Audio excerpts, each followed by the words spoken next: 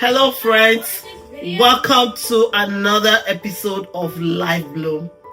On here today, if you're new here, welcome. My name is Joanne Oyedokun, and on this channel, we talk about everything women, women's owners, health, mental health, and everything. So today we're having a guest, and our guest on today is a professional licensed therapist. We brought her on here so that she can help us to dissect some things, to give us a better understanding and explanation of some things. Her name is Abigail Ibitoye.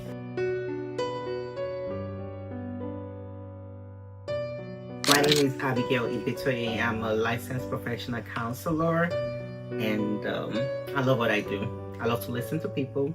Alrighty, thank you so much.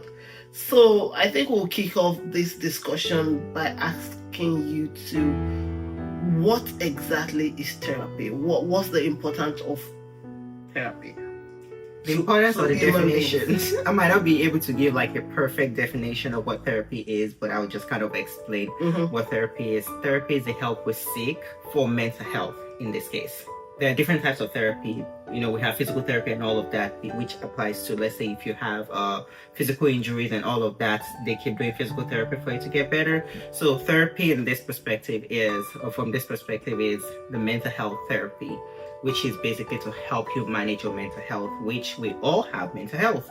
The same way you have your physical health, right? You have your mental health, and a lot of time they're interrelated. So being able to take care of that aspect of you, to help you to seek help, for you to be self-aware of yourself, so you don't have to necessarily have a problem to seek therapy. You might just want to be able to be self-aware, for you to be able to manage your emotions, things that comes along for you. Somebody just to be there to listen to you without judging you, because sometimes we might expect too much from our family members to be that for us, and they could be sometimes, but sometimes they might come from the judging perspective. So somebody who is trained to be able to help you channel what you're feeling, what you're going through, to help you make the right decision. They're not going to decide for you, but they will help you process it and teach you skills to help you process, help you deal with what you're experiencing in life, and just balance life generally, basically. All right, thank you. I think that's clear enough. So at what point should we as individuals seek help? At what point should we seek help from our therapist, or should we say a therapist? How do we even know that we need a therapist? How do I know that, you know what, I can't do it anymore, I need to check in and see a therapist? So I would always say it in a way that is not direct at first, and then I'll say it directly. At what point do we see a doctor? That's the question first. And usually we see our medical doctors, right? We see our doctor for our yearly visits, right? Why? We just want to make sure everything is okay, right? And then sometimes when you feel like, I think I feel something on this part of the body, let me go visit my doctor. They can run some tests and we can determine what's going on from there. So the same way with therapy. You can seek therapy when you don't have a problem going on, just for you to be self-aware and to live a productive, holistic life. But it's also very essential, just like if you're having like chest pain or whatever and you go to a doctor, it's essential when you have life issues going on to be able to say, okay, I need to see somebody. So when you have life issues going on in the moment and it's overwhelming for you, you can seek therapy. The therapist is trained to help you process holistically and help you kind of guide you to make the decisions you need to make and to be able to manage those things. Two, if you have trauma, and sometimes I kind of joke like we all have trauma, that's the truth. And the truth is we've all had experiences that we might have learned certain things from, and it's not healthy, the things we learn from it. So being able to unlearn and relearn and all of that, therapy helps us to process that and be able to make the right decisions from there. And when you're dealing with life generally, let's say, because this channel is meant for women most of the time. So as a woman, we deal with a lot of things.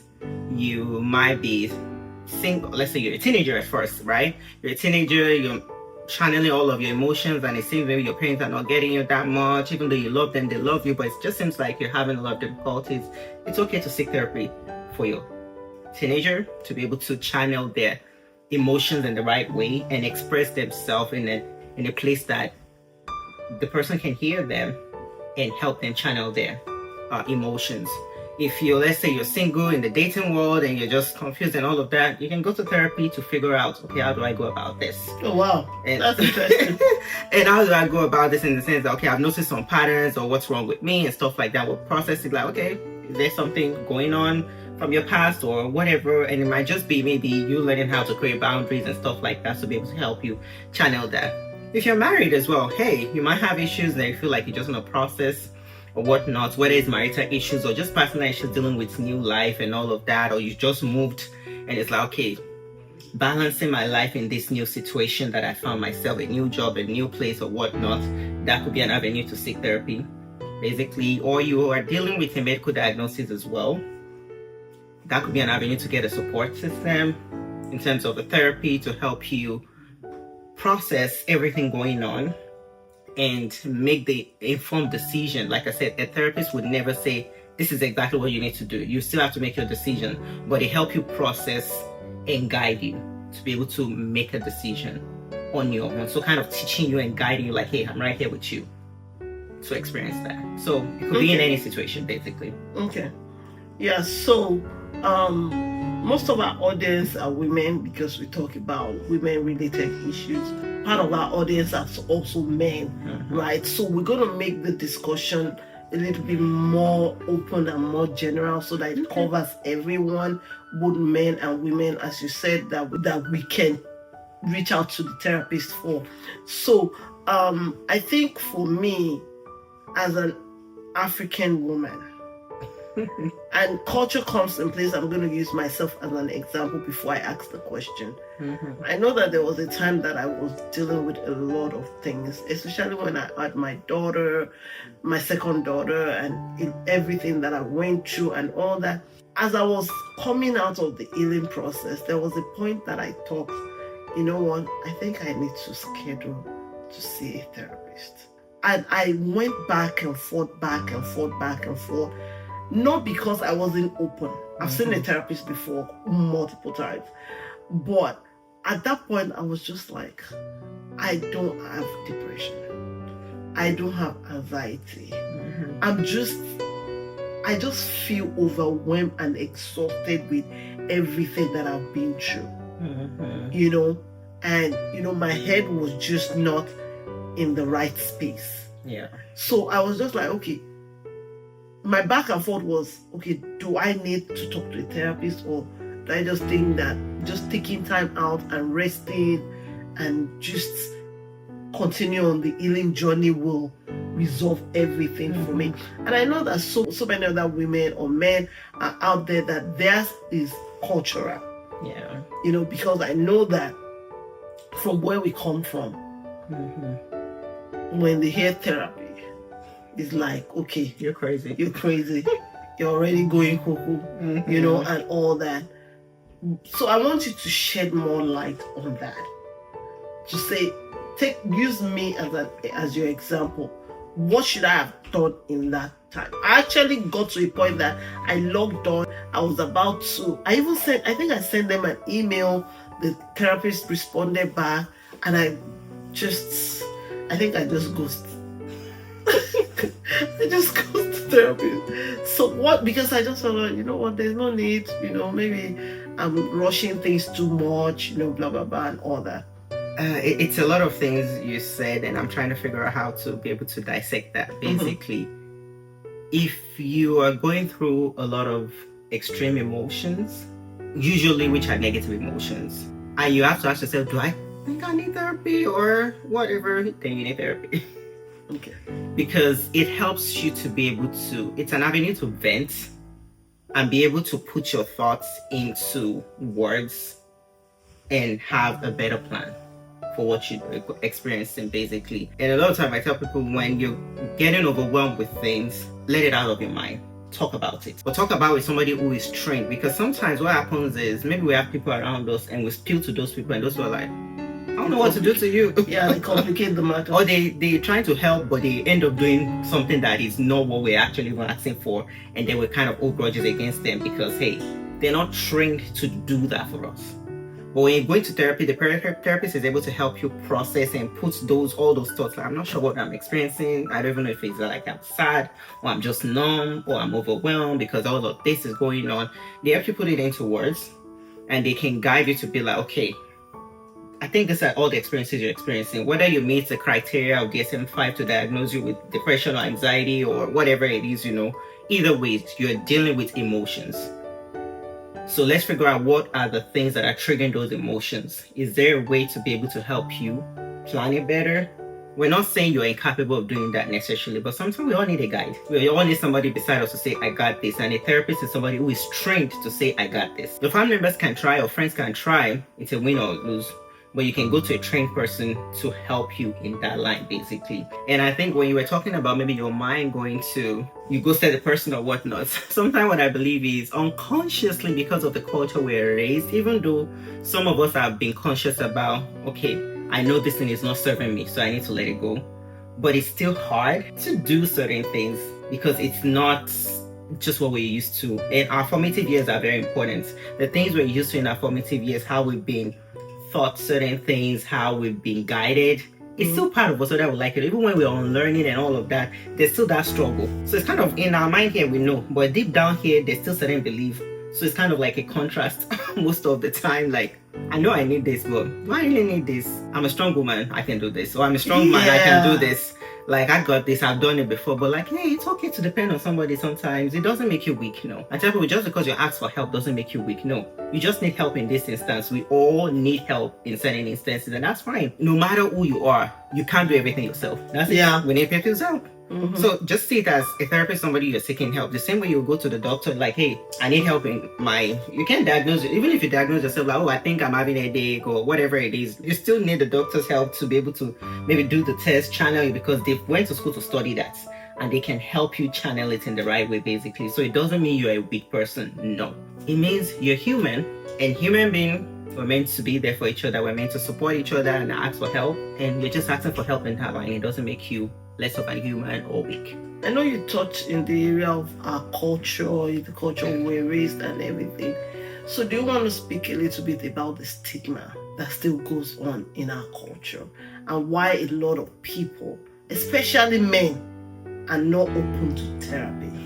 Because to be honest, I think women were coming out of our shell a little bit to say, okay, I need help, and everything, but our men are still not there yet. How do we break this? How do we break it? I'm not sure exactly how, but I think the psychology behind it is an average woman. And when I mean average, not to mean the person is less, or like generally, but you can't say 100% of women, but like a higher percentage of women are more chatty and we talk. We are more expressive compared to men. So because of that, it makes us more open to talking to somebody and be vulnerable to that person. But a lot of men, no matter what culture, even whether African culture and even American culture as well, they're trained in a way that you have to be a man. You don't have to show those emotions. You have to. So they're not used to opening up. So even when they're hearing about mental health, they're like, oh, it works fine. But to really open up themselves to it, like I said, the way we're raised, it's a battle to say, no, I know this thing will serve me, but at the same time, it's just hard to be able to shift to that perspective. So sometimes I think what will happen is, first, if you hear somebody going to therapy, don't just look at, are they crazy? Be supportive. And I think from, African perspective that I will see as well, one of the things that I think maybe our churches can do better is, or any religious worship organization or whatnot, is to partner with a therapist or community centers that has mental health things, because a lot of time I think we put the burden on the pastor to be everything for us. Yes, pastors are trained to some extent to be pastors and be there for you, but most pastors are not therapists. Yeah. And that's why sometimes when we burden our pastors with a lot of things and we expect them to still dish out the word of God that is solid, it's a struggle on them, and even their own mental health is struggling. I was about to say that. Do you think even pastors it's struggling? They do sometimes. That's the truth. They do. They definitely do. They definitely do, because sometimes they can't even open up to church members because church members already depend on them and put them at higher place. So it's like, So basically what I'm saying is churches can partner with therapists or organizations to be like, just in case they see a church member struggling, like, hey, you can seek these resources. It doesn't mean you're crazy or whatnot. I just want to make sure you get the right help you need and just guide that person. You can still check in with that person, like, hey, once in a while, that, hey, is there anything you need from us? We're here for you, stuff like that. But to partner, to begin to have that education. And I know a lot of time people feel like nowadays a lot of people know about mental health. Yes. But I think it's the newer generations that are more open about it.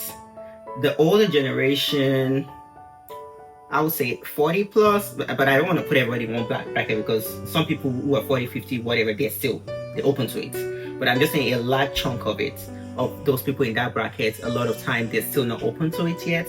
So we can encourage them to do that. For example, if you have your mom or your sister or whatever going through something, you can just be like, hey, you can seek therapy, or have a therapist around me, or you can help that person look for it. Like, hey, go see this place, just talk to them, just vent. That's it.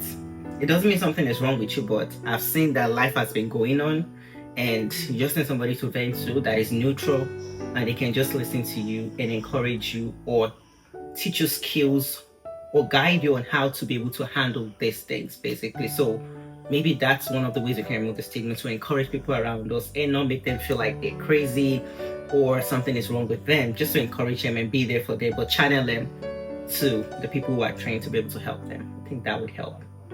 Yeah, and I like the fact that you said that we churches or worship organization can partner with therapists, or even mental health organization, which is a very good thing.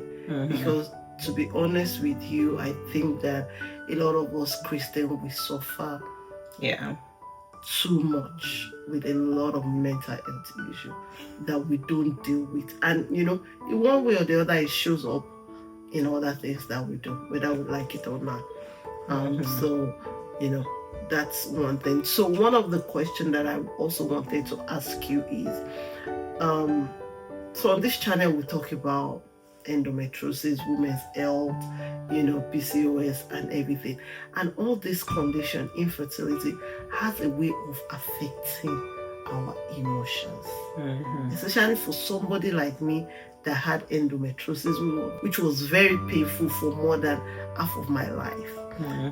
And then had to go through the stress of infertility, and then had to go through all the emotions and the stress of IVF. That on its own, honestly, sitting down here hearing you now, I feel like once I get off this couch, I need to go and re-register myself back and call my therapist. You understand? Because a lot of it I've been just dealing with it over time, maybe because I talk to you, I have some other people that I talk to and everything, and like you said, we women were chatty, and so we talk, and that has helped me a little bit. But I think that so I wanted to ask that with health, all these things as a way of affecting our emotions and breaking us down. Like for me, when I was going through endometriosis, I had anxiety. And my anxiety stemmed from, every month this pain is coming again. How is this pain going to present itself? Is it going to be worse than last month? Is it going to be the same pain? When is this going to stop? And all that, emotion and everything. How can a therapy, do you think having a therapist as one of your core medical team will also be helpful? Definitely. It will be. So we have different parts to us, basically. If somebody comes to me and they have any, let's say, medical issues or whatnot, obviously I'll ask about your doctor. Are you talking to your doctor? Are you taking your medications, or whatever the prescription or the path of treatment, the treatment plan that maybe the doctor has for you. But usually, even with people that has any type of medical condition, the doctors usually encourage them to have a therapist and most likely a dietitian, because sometimes the food we take in as well could, and a food might affect me and might not affect you. So being able to know what works for you and all of that. But in therapy, one of the things that I kind of help, still in line of self-awareness for every of my clients, is to learn what their triggers are. And some triggers, you cannot influence them. They happen naturally. Like, for example, we women will have a monthly period. No matter what is going on with your monthly period, whether you have pain or not, you will have times that your hormones are up and down. Whether you like it or not, there are times that the hormones are just what makes you so happy that no matter what happens, you're like, oh, I'm happy. And there are times that it's like, don't come near me. Yep. Whether you are the extreme ones or not, we have those.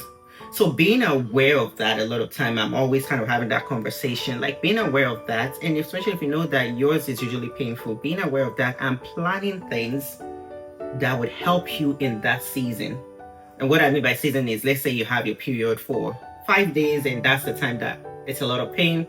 Planning things around that time, being aware of that and controlling what you can control. Even though you can't control your body showing up the way it's showing up, but you can control what you have around you at that time. So protect that, basically. So being aware of that and protecting that, and making sure you're taking your doctor's advice and advocating for yourself. Yes. Advocating, because sometimes doctors might feel like, because maybe they've never seen the situation exactly like yours, even though they might have experienced it with certain people, because they've not seen somebody that has exactly all of the symptoms you're having, they might not be able to recommend certain things. So advocate for yourself and say, no, if you think they're not addressing certain things, like respectfully let them know, hey, I think this is actually important. Can you do more tests or guide me in this line? And if you think the person is not serving you well, it's okay to seek second opinion or whatnot at that point in time, but making sure you're taking all of that, because like I said, you can't just rely only on your family members or friends for all the support. You have to also rely on professionals that are trained in certain lines to help you. And I see it like in my therapy, I see it as holistic.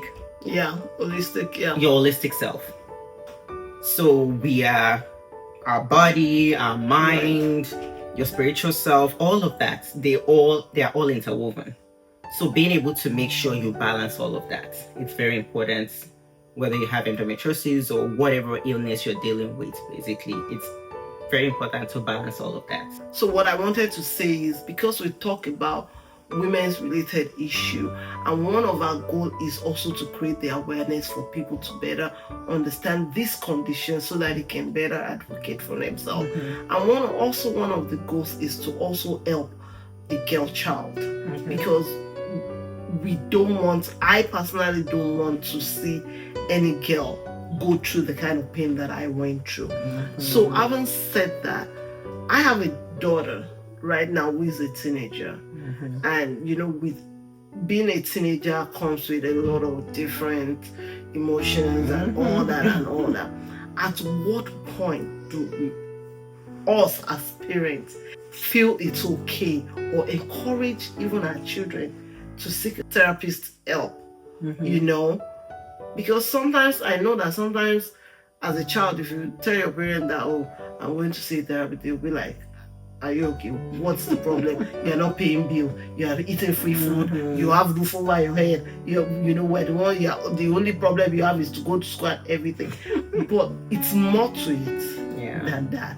So at what point is it okay to allow your child to see a therapist? Okay, so what I would say is, if you are beginning to sense the fact that, one, you might not be able to have all of the conversations with your teenager. That's the truth. No matter how much you try, sometimes you might not be able to have all of that. So it's okay to let you ask the question like, okay, are there things that you're having challenges with, and it looks like whatever I've been trying to encourage you to do or whatnot might seem like you still need to talk to somebody else. Connect them to somebody else. I think when we were growing up, sometimes it's like you might have somebody like a big sister at church or around that you can talk to, if you have a big sister actually in your home or something like that, to share some of those things, because sometimes the age gap can create certain things. But if you have like a big sister that the age is not too far, they can still get you to some extent. So, or at that point you can be like, if they're really, really struggling, because I've worked with teenagers in the past and all of that, and some of them just have anger issues against their parents because they feel like they just don't get them. And it's always look ahead, because one, as a teenager, hormones are coming in. They're developing to be a woman or to be a man or whatever it is at that point in time. So they're having a lot of struggles. So even though they're not paying bills, they have things they're dealing with. So being able to understand them and be able to see through their eyes as well is very important. So as parents as well, I guess we need to humble ourselves enough to come down to their level to understand them. And when you're thinking, okay, at this point, I think this person is really dealing with this and I've tried, it's okay to point them to a therapist. It doesn't mean your child is crazy. No. They might just need somebody to talk to who will get it. And maybe we'll teach them how to advocate for themselves at school, stand up for themselves, because sometimes teenagers might even be dealing with, let's say, bullies at school or stuff like that, and they feel like you're not getting it at home. Yeah. So being able to connect them to a therapist can help them to be able to learn how to stand up for themselves as well and deal with certain things in their life. So I would say, like I said about who needs a therapy before, right? We do a general checkup. Sometimes it's okay to just be like, just talk to somebody, vent to them. It's okay. You don't have to go every week. It could be once a month or once in 3 months. Just somebody that you can just vent to and you feel comfortable with that person. They have to be comfortable with that person, basically. Okay. All right. So another question that I have is, right now, in this generation or in this world that we are right now, presently, we have a pandemic. That is true. And the pandemic is this social media pandemic. It is a pandemic, whether we like it or not. We've seen children that have gotten into social media, has taken people's life. It has affected people mentally. There's so many things. As good as it is, social media can be good, and you can use it for, to make money and to do some other good things. But it also has its bad side. You understand, when it's not properly handled and everything. Definitely. Now, like I said, I have a teenager who has been seeking to get on social media. I want you to speak to those young kids or even parents, that are giving access to children to social media, and this thing has become a pandemic, like we said. How do we handle this? Okay. Because it is not helping in any way or any form. Okay. And then also talk to us parents to say, how do we handle it? Even if you give access to social media, should there be some boundaries, restrictions, and all that? And what exactly is the impact of social media on our mental health? Because maybe when we know the impact on our mental health, maybe to give us some restraint of, okay, you know what, this is not my business right now. I still want to stay sane. Okay, so I think I will start from the fact that social media is a great platform. It helps you to learn from other people's perspective. It exposes you to see the world. Yeah. Basically you're right there in your room and you can keep scrolling and see somebody parry, wherever, it exposes you to all of that. You see people's joys and all of that. But the thing is, social media is not all the way real. We all try to put our best self out there, right? Because we believe that people are gonna have a perspective about us. So we want to put our best self basically out there. So because of that, it has impact on young minds, especially. It has impact on everybody, yes. But why I said young minds especially is because even medicine, science says our brain fully develops at 26, right?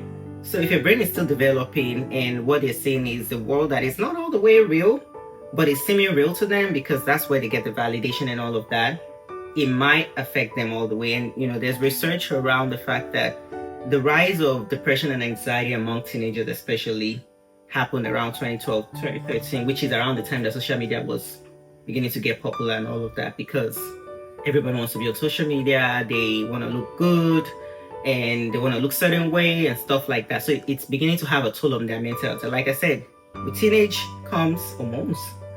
Their brain is still developing. So all of that coming into perspective, it's not really healthy. So I will take it back to parents in terms of, the first thing is we need to do our jobs as parents to train our children up in a, I would say, godly way, because that's what I know, in a godly way, to lay that foundation first.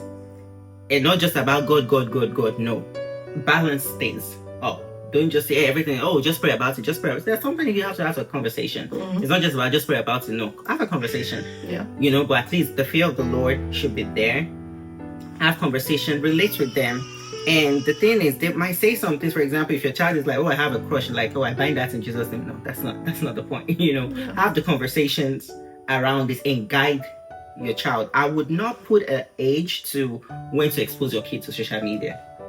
But I would say protect their innocence for as long as you can. Guide them and let them see reasons why you don't want to expose them. Not that you're punishing them, no. But to say, hey, we have other things. There are other things you can expose yourself to so that you can, in these formative years, you're building your social skills. You're building your confidence and all of that so that you're not letting social media dictate your identity, your confidence, and all of that to you. So you're building that foundation so that by the time, whatever age they get to, and you finally like, okay, gradually, and it's a gradual thing, like also have restrictions on them because I know they have like the child one and the adult one or whatnot, put restrictions and maybe time limits as well, stuff like that. Gradually monitor and see what are they exposed to on there. Gradually monitoring at whatever age you start, even though, like I said, I don't encourage at formative age because it's like they're seeing too much and they're not able to comprehend it because their brain has not fully developed and they're still like formative age, and formative age is very important. It's very important. So I'm not sure I answered the question, but I think that's what I have to say. I think you did. So our last question will be, for me, sometimes I get really on the edge with teenagers, youth, this generation generally, because now everybody has mental health, and now I hear there's something called self-diagnosing themselves. Oh, that's my COD. Oh, that's my whatever. Without you seeing a doctor diagnosing you, you're diagnosing yourself. In fact, you can't say one or two words. You're like, oh, it's affecting my mental health. I'm like, can we just breathe? Can we breathe? You understand? So how do we navigate in this space? Okay, the truth is we all have our mental health. The same way we have our physical health, right? Yes. We definitely do have it. But that should not be an excuse to everything. Yes. But the thing is, if you think you are aware that you have depression, anxiety, ADHD, OCD, or whatever it is, you're self-diagnosing as because you go to Google, you're like, oh, I think I have this, diagnose yourself. What are you doing about it? Don't just say it like, oh, I have ADHD. What are you doing about that ADHD? Are you seeking help to make it better? Because it's not a license to say I can give excuses for all my behaviors. That's the truth. But are you seeking help? It's okay to be self-aware that I have this thing going on. Don't lie to yourself, yes. But at the same time, what are you doing to make it better? Because sometimes people use it, I'm not saying everybody, sometimes people use it as a card to get out of bad behavior that they have. Yes. What are you doing to get better? It's just like saying, we all have weaknesses, but are you supposed to be flaunting your weaknesses all the time? No, you should try to get better. Acknowledge I have weaknesses, because if you don't acknowledge it, you're not going to get better. Yes. But what are you doing about it? Are you still giving that as an excuse? Because, for example, if you're diagnosing yourself with ADHD, what is causing that ADHD? Is it kind of like something that, okay, it's part of your genetics, or it's something that you have exposed yourself to over time and that's been affecting you? For example, if you're always on social media, it could, I'm not saying that's the criteria to get you diagnosed or whatnot, but it could begin to affect certain things about you. It could even be because now you begin to internalize things that you see.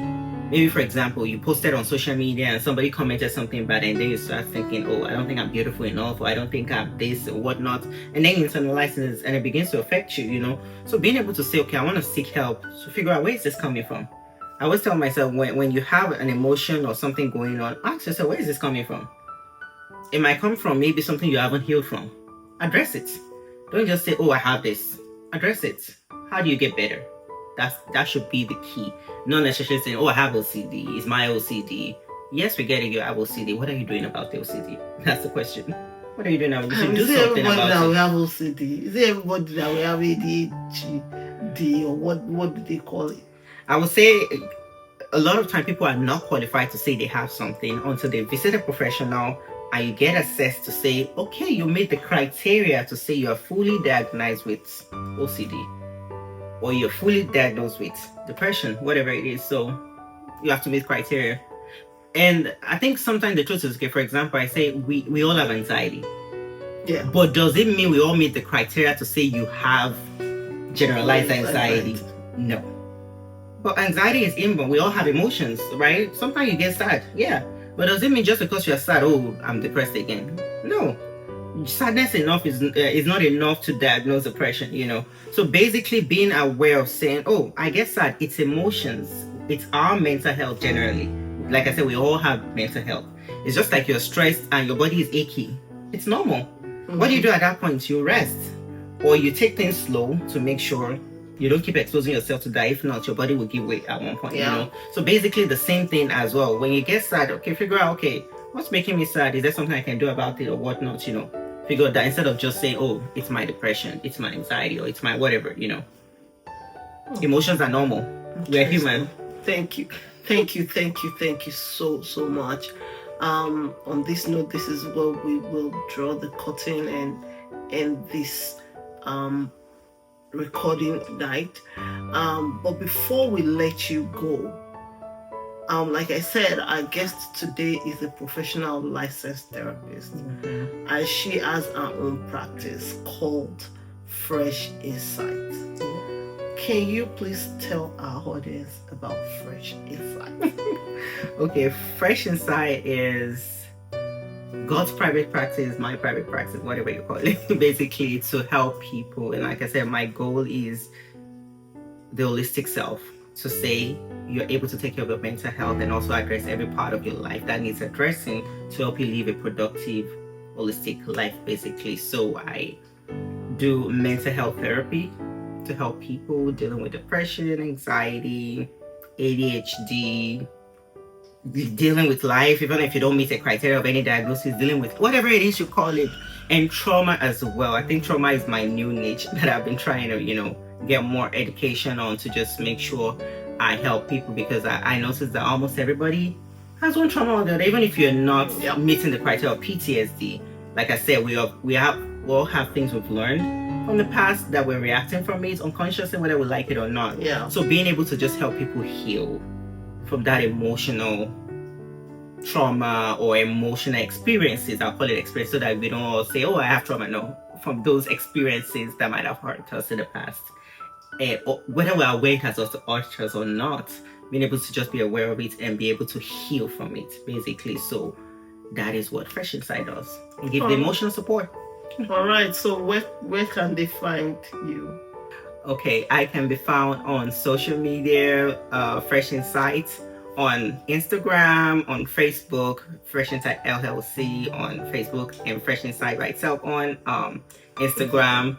And you can Google me. I have a website as well, freshinsightllc.org, and you'll find me there. Or you can just Google my name, Abigail Ibitoye, or type Abby Ibitoye LPC. You'll find me there. So, yeah. Thank you so much once again for coming. Thank you for coming to share your knowledge and to share more light on mental health as it relates to, you know, chronic health, and as it relates to us generally as human beings.